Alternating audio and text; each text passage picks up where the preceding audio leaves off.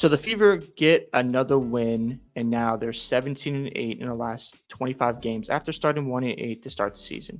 Now tonight against the Sparks, they were in a dogfight, and it was sluggish at times because they had 18 turnovers. They shot 31% from the three. The Fever were playing half court basketball at times. It's not their strength. That's something they do need to work on in the offseason because you can't just rely on transition style of play. You got to learn to play in the half court. And I think that will be a big problem come playoff time because the game does slow down in the playoffs. And if they can't run in transition and they have to generate offense in the half court game, it's going to be interesting to see how that all turns out for the Fever.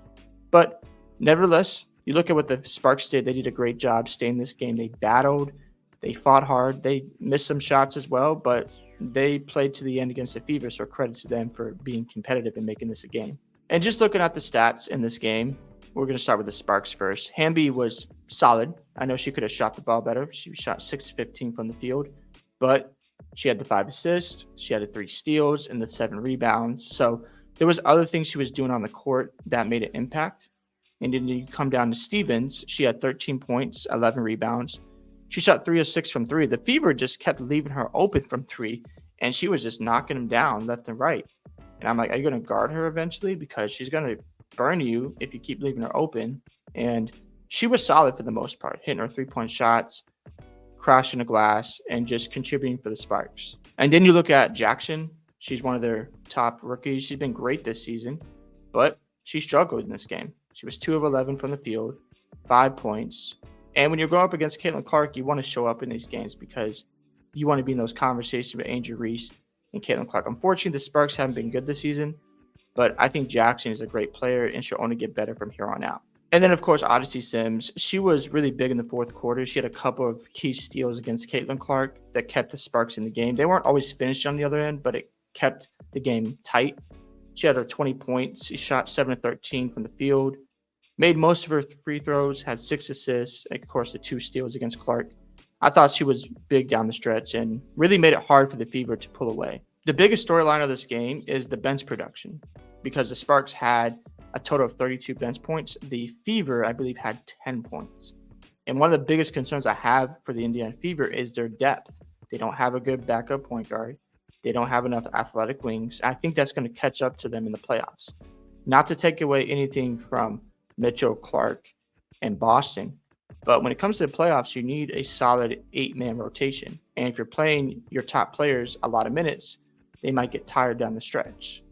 So you saw here the Sparks were able to stay in the game because the bench came in, they gained in production, and they kept the game close. And then let's just talk about the Indiana Fever. Melissa Smith, again, another solid night for her. 13 points. She's been solid the past 4 games for the Fever. She's an X factor for them because if she can be that 4th or 5th option on this team where she can score, be aggressive on offense, it's only going to open up the game for Boston, Mitchell, and Clark. And then you look at the play of Aaliyah Boston. She was a key contributor tonight. She had her 24 points, her 14 rebounds, her 4 assists.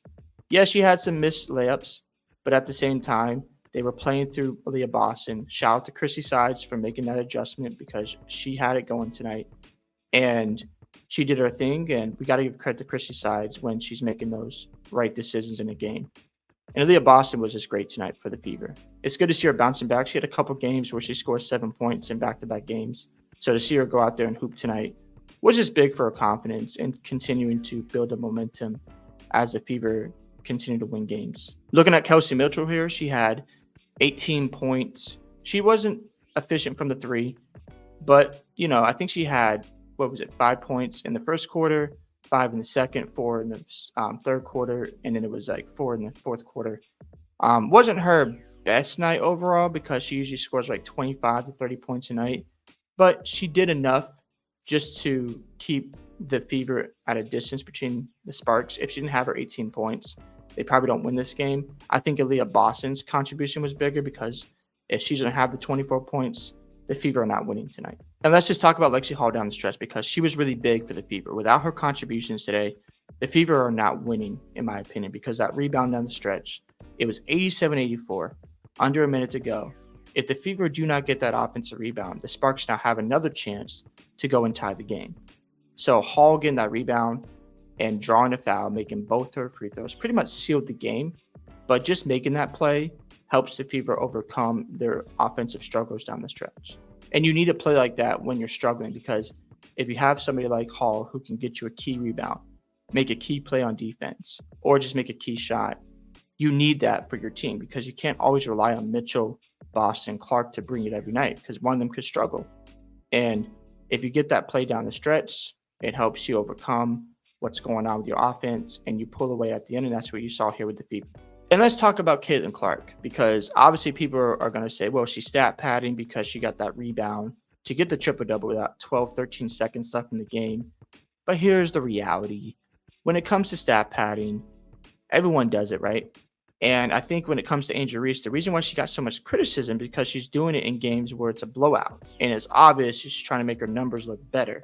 Even with that double-double last week, she was at 5 points, and I think it was 7 rebounds. And she stayed out there when they were absolutely done against the Fever.